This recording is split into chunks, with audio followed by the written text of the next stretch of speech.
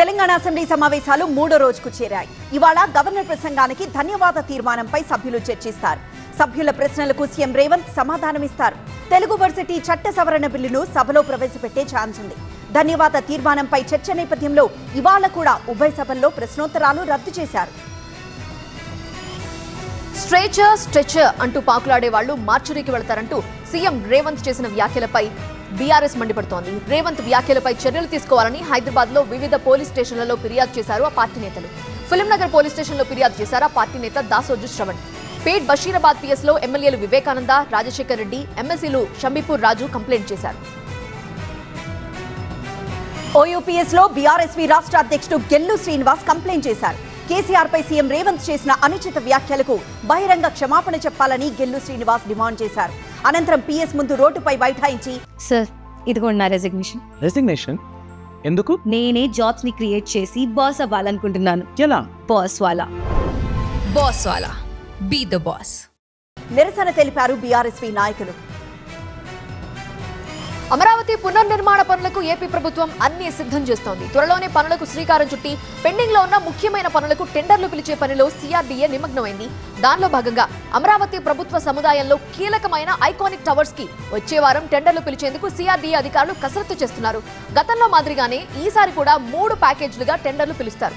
జేఏడీ tower basement, ground floor కాకుండా 47 అంతస్తులు కాగా మిగిలిన 4 హెచ్ఓడీ టవర్లు 35 అంతస్తులుగా డిజైన్ చేశారు.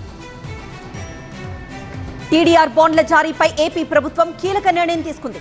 బాండ్ల జారీలో పాత విధానానికి స్వస్తి పలికింది.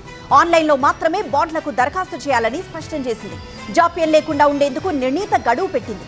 బాండ్ల జారీ ఎన్ని రోజుల్లో క్లియర్ చేయాలనే దానిపై ప్రత్యేకంగా మార్గదర్శకాలు రూపొందించింది. పశ్చిమ గోదావరి జిల్లా తణుకులో పర్యటిస్తున్నారు ముఖ్యమంత్రి చంద్రబాబు. స్వర్ణాంధ్ర స్వచ్ఛంద్ర కార్యక్రమంలో పాల్గొంటారు.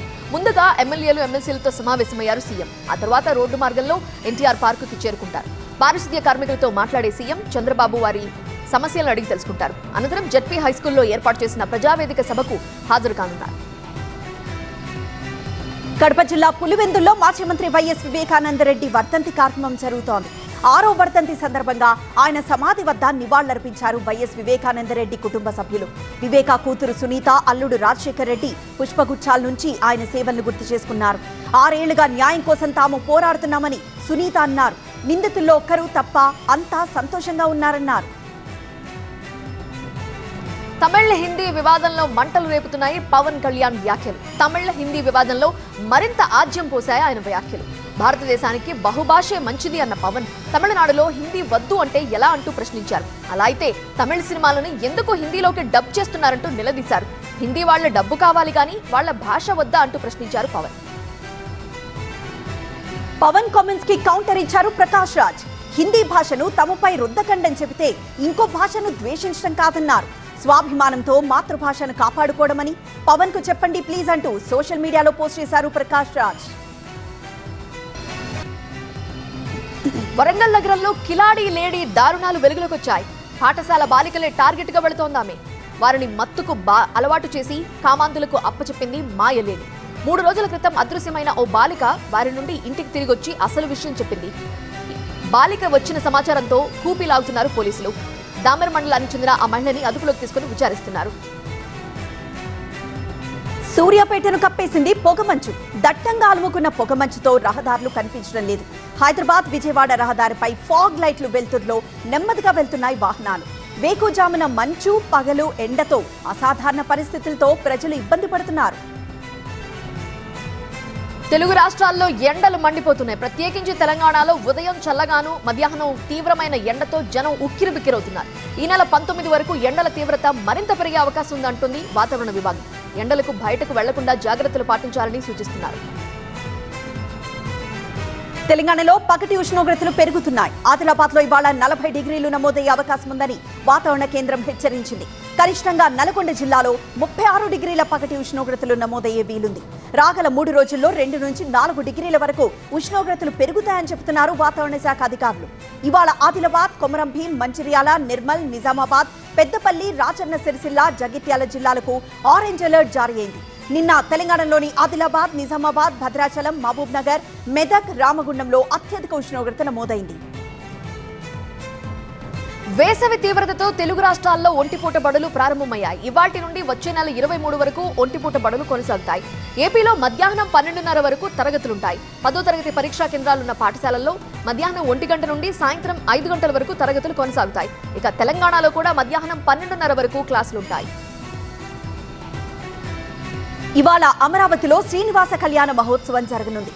టీటీడీ ఆధ్వర్యంలో మొదటిసారిగా వెంకటపాలెంలో శ్రీనివాస కళ్యాణానికి ఏర్పాట్లు పూర్తి చేశారు.